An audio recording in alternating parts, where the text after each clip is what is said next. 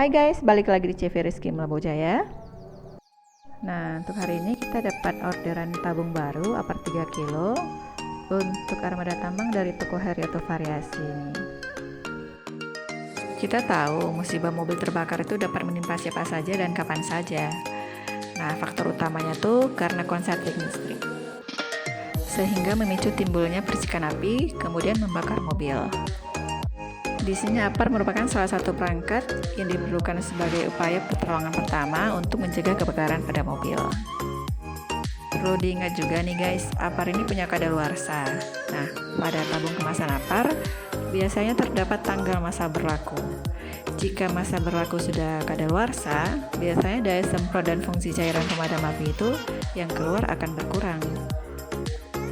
Buat teman-teman yang lagi nyari APAR buat mobil, bisa langsung main ke toko CV Rizky Melabu Jaya yang beralamat di Jalan Lapang sebelum Simpang Kongpi. Jangan lupa mampir ya.